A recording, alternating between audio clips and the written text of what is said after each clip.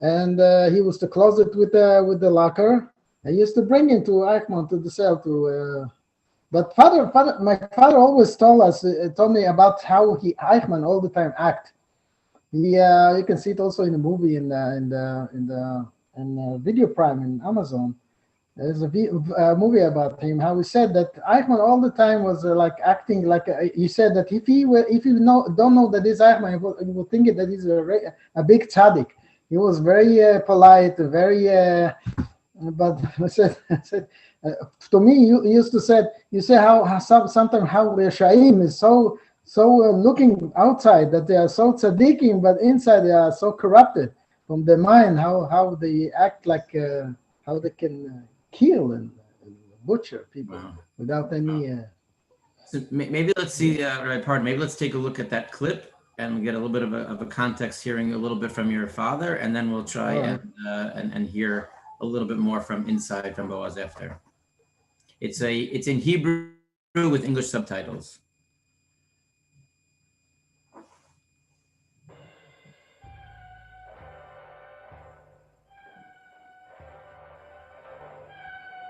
בביתם בירושלים החלה הקראת פסק הדין במשפטו של הפושע הנאצי אדולף אייכמן, האחראי על משלוח מיליוני יהודים למחנות ההשמדה. גרם ביחד עם אחרים נזק חמור למיליוני יהודים בגוף ובנפש בכוונה להשמיד את העם היהודי. לאחר שהנאשם הורשע בכל סעיפי האשמה, דרש היועץ המשפטי מר גדעון האוזנר להטיל על אייכמן עונש מוות. עורך הדין הגרמני, הדוקטור סרבציוס, ביקש להקל בעונשו של הצורר באומרו, אשר אירע לאייכמן ולגרמנים עשוי לקרות לכל אדם ולכל אומה אחרת.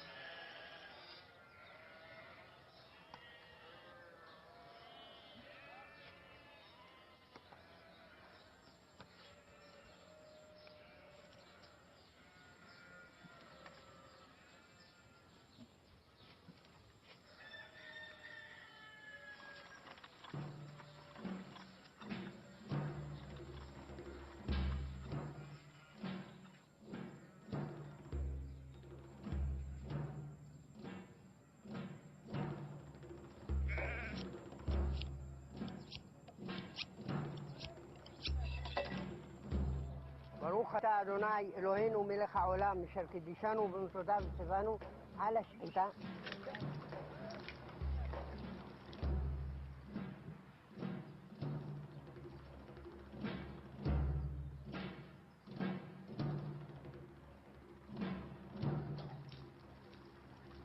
בא אליי המפקד שלי שקראו לו מרחבי ושאל אותי, שלום, אתה מוכן ללחוץ על הכפתור?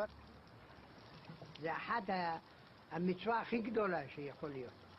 מחות עם חי זכר עמלק. אמרתי לו, אני לא רוצה. אני היחידי. כולם רצו. אני היחידי לא רציתי. ובסוף עשו הגרלה. ובא המפקד ואומר, זה פקודה, הגורל נפל אצלך שאתה תעשה את זה.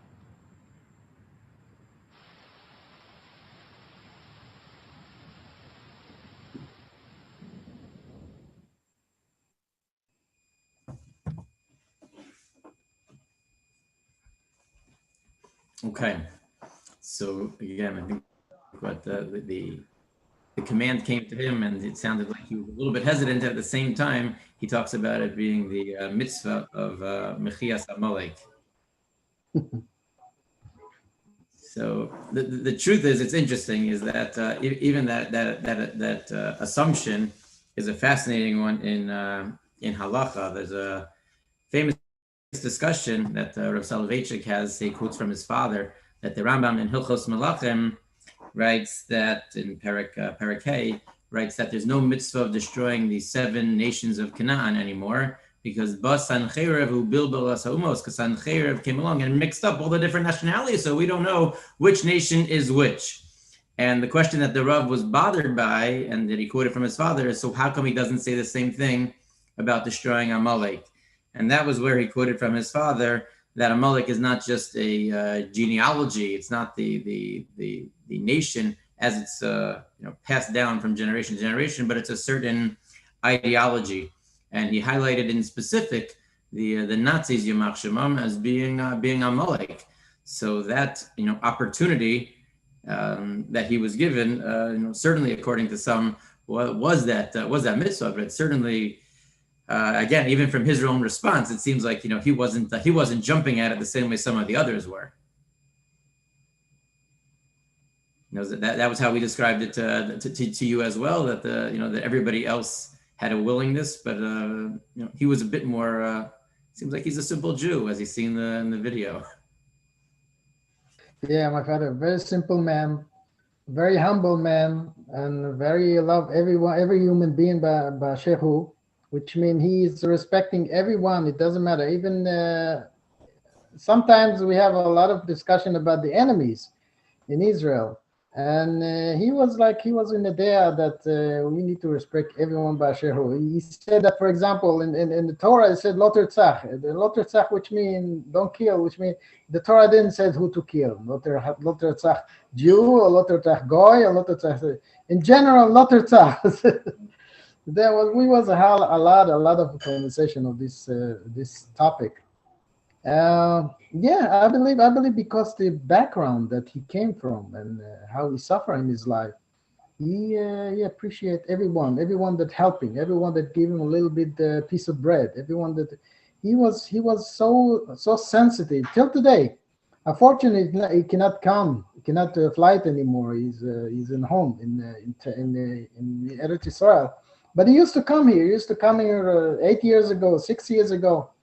Many friends in Teaneck know him, and many friends also took him to his home, and he was speaking about his life. But not anymore. He can't come. But this is the man. Very simple. Always live in a little. Never hope for to be rich or something like that. He was like a very simple man. But yes, he had always everything. Right. Always everything. And what the bracha that he gave in his life. No, Hashem Yishmor alav. But what affected you in terms of the family? Did you see a change in him after this happened? Seems like. Well, there was a period of times, which means according to the life, it changed a lot in his life. The first year of his life, he was sick. He was sick. The first year after it happened. Yeah, 12 months after this happened, he was sick. He couldn't go out from home. He had how called sahevet. I don't know what's called sahevet in English. The disease. When you have a yellow. Yeah, like jaundice. Like jaundice. Anyway, so see, he was sick all the time, and whatever he went out, he was afraid. I remember that my mother was all the time joking about it. She didn't want him to go out from the house. So she used to say, Eichmann, and he used to come back, running back home, because he was a traumatic from here. You get trauma from him, and miraculously after 12 months, he was like nothing happened. He was like cured in one day. Now he was all the time. He was all the time didn't know why it's happened. Why 12 months and he felt so good after that, and nothing happened. So many years after that, he asked Rav Kabduri and Mekubal, in his time. He asked him, what's happened actually? Why he been cured after 12 months? And Rav Kabduri asked him, tell me what's happened with Eichmann. Maybe I will see what's going on. And he told me all the story. Now the story is that as you hear, my father didn't want me there. We didn't want to execute it. And it's happened to him. And also he was not executioner. He never hanged nobody. Right. So after they hang Eichmann and he was hanging on the rope, he thought that that's it. He finished his job. He need to go home. And his commander said, no, you need to take him out. We need to take him to burn him. We need to. He said, why me? I pushed the button. That's it. I don't want to do anything else. I said, no, you start. You must have finished. And so he came to the body, and he didn't know how to hold it. So I said, just pull it up that I can take the rope. No. My father didn't know that somebody that hang, it's all the pressure inside his body, it's still there because it's like the rope. It's like a I don't know, like a top here that holding all the pressure inside his body. So when he pulled his body and his face was in front of my father, all the pressure come up from his mouth, and all the blood that according to in the body of Eichmann come up on his face. And he do like something like that in his face, and he was like shaking. He was holding his body, was shaking, and all his body was full of blood. And he said, "What to do now? What to do now?" And I said, "Okay, just hold it. Let me just take it out the rope." And then they putting in a it was like a table with the wheel. They built a special oven, I think, right? They built a special oven. Yeah, they make a special oven. I heard the story that, but I don't know if it's true. I heard my father told me once. If it's a good story, then it doesn't matter if it's true. Yeah, but no, my father told me that the guy that make the oven, he was actually a guy that helped the Nazis, like a Jew, to build a oven in Auschwitz. Oh, really? And he wants to build it to get revenge of that, and he built that. It's still there, by the way. The oven is still there in Ramah. In Ramah. And. My story, my father told me, because they make some wheel with the bed, but it was not just a wheel in the center. It was not 4 wheels. It was like 2 wheels in the center. And because he was shaking all the time, the body of Eichmann fell a few times. And to put it back again till it get to the oven, pull it inside, and then he was so sick. And the commander said, "Okay, Shalom, you look so sick. You can go home." And then when we came home, when my mother saw him still with the blood, she said, "Where you been? What's happened to you?" I said, "Don't worry, you will see." Beforehand that he was going? What? Yeah, what? The main thing what's happened is the night, because nobody know what is the actually the day and the time would be the execution. So it was a night in Cholon in Eretz Yisrael. Me and my parents was like walking in the street. I was a kid. I was a baby, and suddenly there was a car of policemen stopped and took my father immediately. And I said, "Oh, where are you taking me?" I said, "You need to go. The execution is now." I said, "Yeah, but I need to tell my wife." I said, "No, nobody need to know about it." I said, he told me, "Look, if I will not tell my wife now where I'm going, everybody will know what's going on." And he went to my mother. He said, "Okay, I'm going to work. It's some urgent," and return back. And when we returned back, she saw all the blood. And he said, "What's going on? What's happened?" I said, "You will hear that in the news." And then that's what's happened after that. Wow. But there is, yes. And then he was sick. He was sick, like I told, 1 year. And after Rav Kaduri heard his story, he said, "Now I understand, according to the Kabbalah, why you were sick 12 months. Because you get the blood of the nefesh of Eichmann. And the blood of the nefesh, the ruach shel Eichmann, was actually bother him all the time. That's according to the Kabbalah. And he said after 12 months, Rishayim in Gehinnom, the Mishpat Rishayim in Gehinnom at 12 months, and that's it. It's he get to his punishment, and you never saw him anymore. You never bother him anymore. Now, who knows? Once he settled deeply in Gehinnom, so then it didn't have to bother your father anymore. Yeah. Well, anyway, this is the story. But since that, it changed my father, because my father, well, when he grew up, he was like a Haredi. Okay, he had his parents when he grew up in Yemen. When he came to Eretz Yisrael, they cut his parents, tried to put him in the kibbutz of Shomer HaTzair, which means a very secular place. He ran away from there, and then he grew up in Kfar Roeh. Anyway, somehow he lost contact with the religion after that.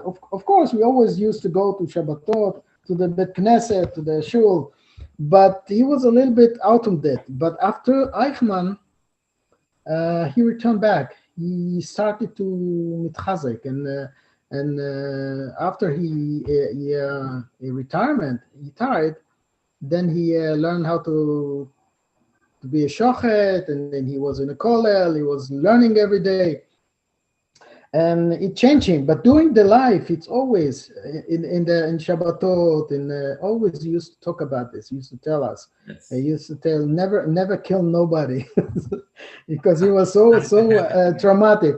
Even give it to other. He used to give it to other. Don't do nothing about it. That's quite an amazing, irony / revenge that the death of Eichmann should bring somebody even closer to Torah. It's an extra stuff that not only is he out of the world, but now there's somebody who's got a closer connection and a beautiful, family as well, a closer connection to Torah. That's pretty remarkable.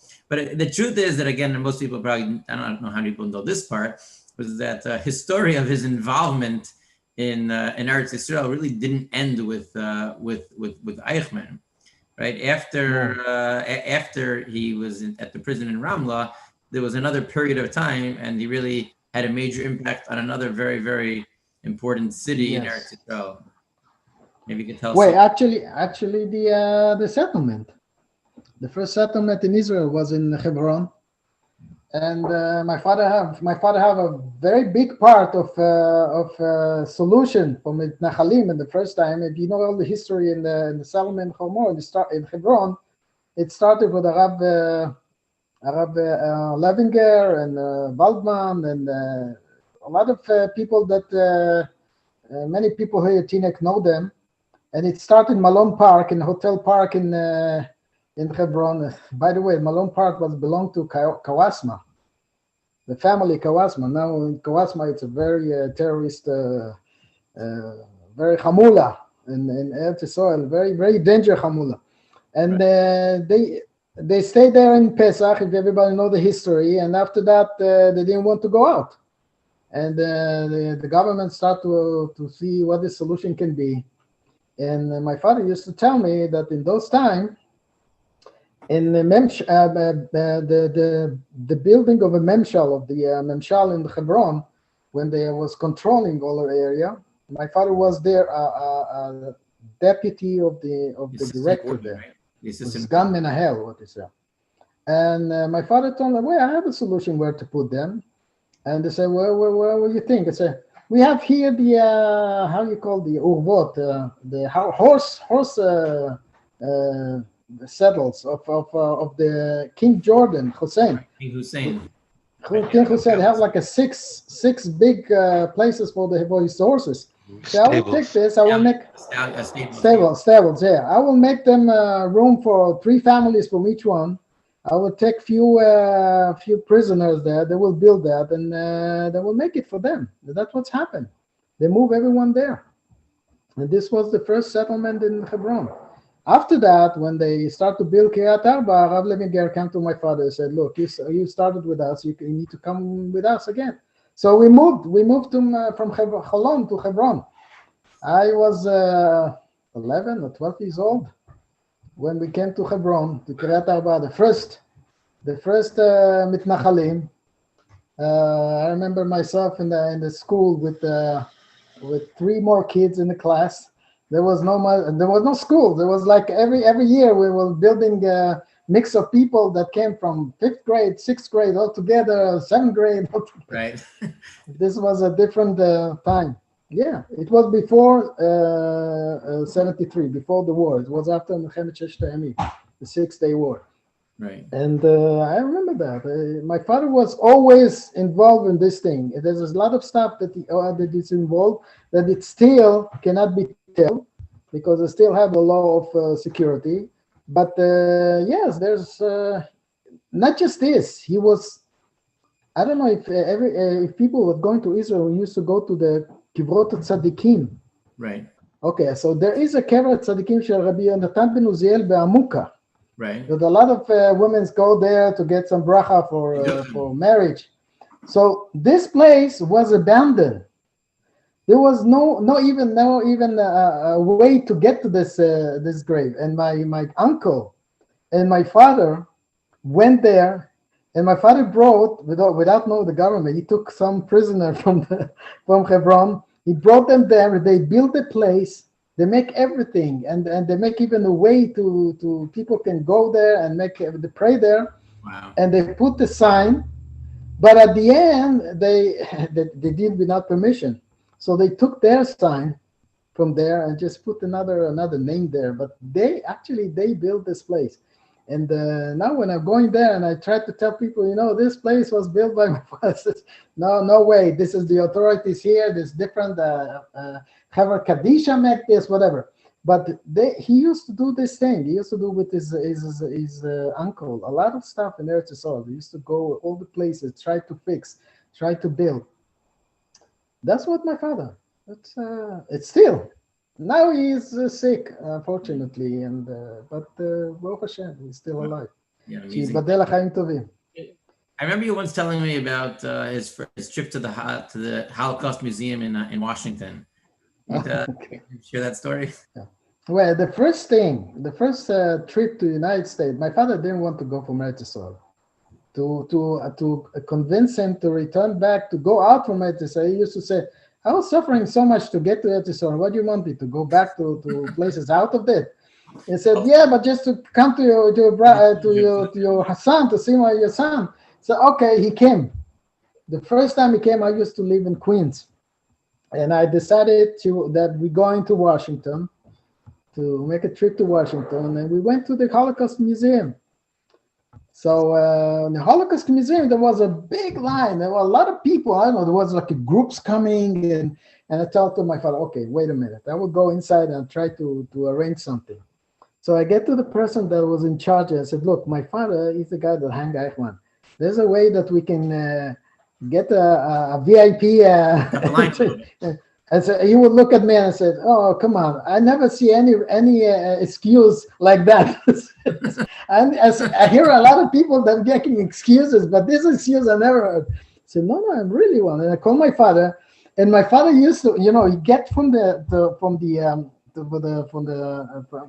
government, he gave her they give him like a certificate. He still have it. He always used to take it in his pocket. Certificate that he make the executioner Eichmann. You never know when that will come in handy. Yeah, well, he showed him this, and he was like, wow. Okay, of course. He gave to all my family VIP, and we get inside, and I said, sir, father, there's too many people. Let's stay in the cafeteria for a few minutes. I don't know, half an hour. Let the people come in because it was too crowded. And I said, okay, we went to a cafeteria. And after 25 minutes, it was two young girls that came to the cafeteria and said, are you Shalom Nagar? I said, yes, I'm here. I said, we're looking at you after you all the museum. We couldn't find you. So what's going on? I said, they wanted to make an interview with him. They want to put a video. I think there's a video. They promised they will put a video there in Holocaust Museum. I don't know what's happened. I've never been there since there. But yes, and then after that, they came to us the BBC and the German TV. I don't remember what the channel. And they wanted to come to Eretz Yisrael to film him. And they came. And I told the rabbi that when they came to Eretz Yisrael, I was there, and my father said, "Okay, I will agree that you make my video, but with my one condition, that I will tell where to make the film, where to make the video." I said, "Okay, where you want it? Here in the living room? Where you want it?" No. He said, "No, you come to me with me. Come with all your equipment with me." And he took them to his kollel. And he was, my father was moving slowly, he was putting the chair close to the Aron Kodesh, and bring a stander, put it in front of him, and said, "Okay, now you can start to film, to ask me whatever you want." That's amazing. And they asked him, and the first question they asked him, "Okay, can you tell us why you wanted to be here?" I said, "I want to show all the nation in Germany that Am Yisrael Chai, and not just Chai according to the law of the Torah." And this was, I remember it was like tears in my eyes when I hear him, because it was like so exciting that he wanted. He said, "Okay, if they want to if they German and they want to make a movie, let's give him a good place that everyone there will see that Am Yisrael Chai. I think that speaks volumes of your father and his appreciation for the role that he played, and it wasn't just a job, but it was a religious mandate, and he understood the significance. Well, I think that he understood it during the year, and the time when they asked him to do the job, he was young. He was like 26 years old. He was young. He was not knowing about during the year, learning about what's happened, because he never knew nothing about not Germany and not Eichmann and not the Holocaust. Before he started studying about Eichmann once he had the job to understand. Yeah, his commander, he bring him videos and stuff and tried to tell him what was Eichmann, and then when he learned, he was actually afraid from him.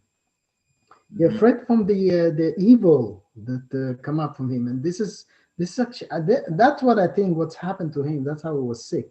He was actually afraid from the mood, from the image of this being with the Russia Marusha like that, and what impact would have. Was it somebody asked actually in the chat about if there were any conversations that with Eichmann that did he ever talk about any of that?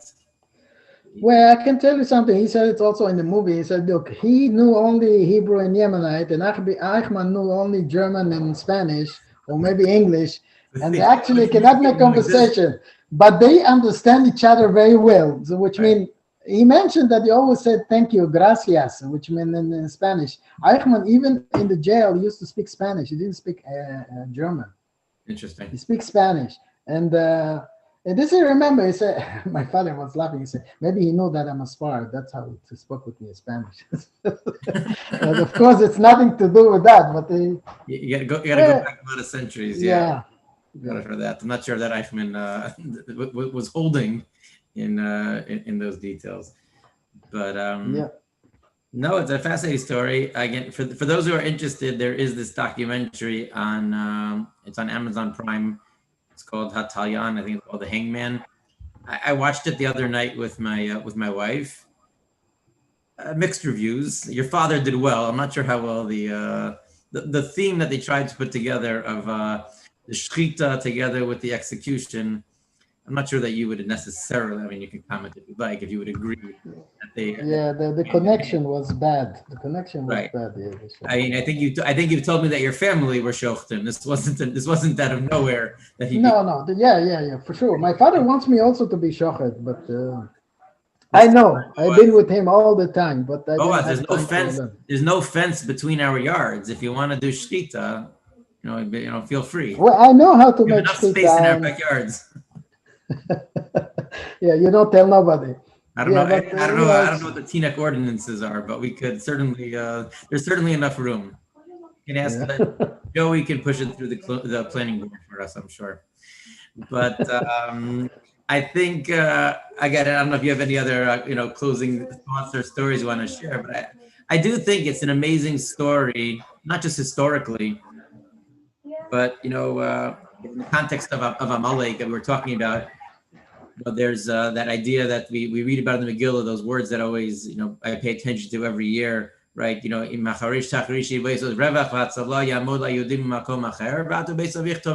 have opportunities that come our way, and it's what we do with those opportunities. And the fact that, we never know. There's a word I always tell us over Yom Noraim time. When we say Avinu Malkeinu, it says Avinu Malkeinu Kasveinu B'Sefer Zechuyos, write us in the book of merit. What does that mean? We already said Kasveinu Sefer Chaim Tovim, Parnasa B'Chalka. We said everything. What's Kasveinu B'Sefer Zechuyos? So a quote from Rabbi Yashiv Zechon Livracha used to say that Zechuyos are the opportunities that Hashem gives us to do mitzvahs. Meaning, sometimes we don't have chances to do. You can't do Hashavas Aveda unless you find the lost object. So who determines that you're going to have that chance? Hashem determines that you're going to have that chance.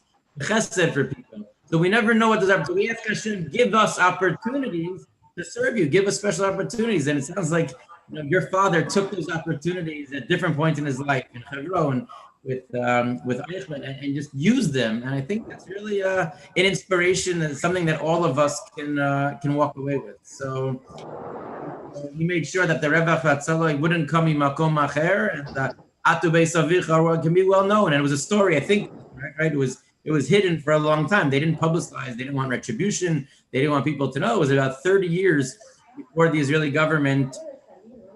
Before the Israeli government even publicized any part of the story. Is that correct? I think that's got a lot of background noise. Boaz, is that accurate? I think it was about 30 years before anybody even knew. Yes, 32 years. 32 years. So again, that's the family obviously knew during that time. Some of them it's 52 or 55. Some of them, but most of the thing it's 32. Chokit Yeshnut. 32 years. It was like a statute of limitation, similar to that. They had a certain statute that governed when the information could be public. Yeah. Well, you mentioned Rebach ve'Atzala Yela Yehudim. I tell you a small story that's happened. One time in Cholon, when I was with my father in the house, somebody called on the phone and said, "Can I speak with Mordechai?" And my father said, "There's no Mordechai here. I'm sorry, there's a wrong number," and it's a true story. And he hung it, and then again somebody rang and said, "There's Mordechai there." I said, "No, there's no Mordechai here. This is Mishpachat Nagar here. That you get the wrong address." And again 4 times, and he said, "Look, what is the number that you're dialing?" He told me the number. I said, "This is my number, but this is no Mordechai here." I said, But you are the Mordechai. I said, "What you mean I'm one of the Mordechai? Are you Shalom Nagar?" I said, "Yeah, you are the Gilgul of Mordechai." I said, "What are you talking about, Gilgul the Mordechai?" I said, You were sitting on the, because my father, they knew the story in Yemen, that when he was an orphan outside in the street, he used to sit in the shar, or it's called Babel Maldab. It's a place in Sana'a, in the capital of Yemen. Capital of Yemen was around like a Choma, around like a Ir Prazot, and there was a big gate, and he used to sit at the gate like begging for food or something like that. And you were sitting on the shar of the Melech, and you're the Mordechai, and that's how you killed the Amalek after that. They said, "So what are you talking about?" This is they make him. Sometimes people in Israel make him.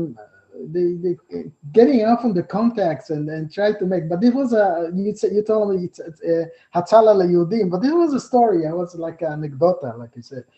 I remember they say Mordechai. So they call him Mordechai. Okay, maybe there's something to it. Who knows? I don't know. The Bechina of Mordechai that took out the Hangman of a different generation. But after that, they used to call my father to give brachot in hospital and stuff like that. And at the end, and he helped. It helped like 3 or 4 people, and then he stopped. He said, "Look, it become like a Avodah Zarah." Everybody that called him said, "I'm sorry. I'm not a helper, and if it's happened, in I don't know why, but it's not me."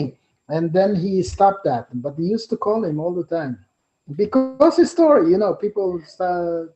Listen, if you ever try to fantasize, right? I had the opportunity to meet your father. He's as simple a Jew as they come. I think that much the movie does give over well. That he's just he's a simple Jew, simple man who Baruch Hashem took advantage of the opportunities that he was given. Yeah. I want to thank. It's amazing how to see who's actually the man that hang Eichmann, from where he coming and where.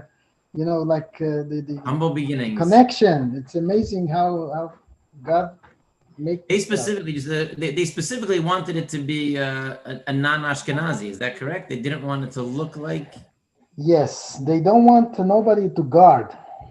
The lottery is to push the bottom. It doesn't matter, but the guard. There was a time. There was a story that one night, one of the guards actually came from Auschwitz. He has a number on his arm, that he was a survivor from Auschwitz, and he asked my father if they can change. Now my father didn't know any reason why not. He said, "Okay, we can change just about tonight." And this guy, I don't remember his name. My father mentioned his name. I don't remember his name. He came to Eichmann and said, "You see," he show him the number and said, "I used to be under you, now you're under me." Wow. And then Eichmann start to get crazy. who was shouting and shouting, and then all the people came there, and my father almost loses his job because they said, I didn't know what he wanted. He wanted to replace. I didn't know. Okay, go there. He didn't care what to be inside, to be outside. But yes, that was the reason, because they don't want to. They don't want it to look like revenge. They wanted to make sure. Yeah, that's right. Especially, he just show him the number that it can end differently. Somebody can kill him. Right, but also especially after they kidnapped him from Argentina, and some of the world was very sensitive. Yeah, very sensitive. So they were really trying to make everything on the up and up. But either way, okay, we really, really appreciate your time. We appreciate everybody joining us as well. I think there's just, again, the historical aspect and the Musar aspect of really living our lives in such a way that, just like your father, be simple Jews, and at the same time take advantage of whatever opportunities Hashem gives us to be Mekadesh Shem Shamayim and to further God's will in this world. So again, thank you, Boaz, and Hashem should give your father strength as well. And again, I want to thank Rabbi Pardo for his help, and thank you all for joining. Have a beautiful week. No problem. Thank you, Rabbi Zahtz and Boaz Nagar. A really gripping conversation and exchange. Also want to thank Rabbi Zahtz. Really was among the spearheads of this concept. Mr. Orlinsky is on the call. His idea, Rabbi Zahtz, Rabbi Schachter, came together. I want to encourage everyone also to tune in next week. Rabbi Aryeh Leibowitz of the Beis Knesset of North Woodmere is going to be in conversation with Samara Klein, who is a convert who discovered her biological sister through genetic testing. Should be a gripping tale. Old episodes are posted on outorah.org. You can find them there if anyone missed. In the meantime, have a Shavua Tov, Shavua Mevorachat. A good Tavach, everybody.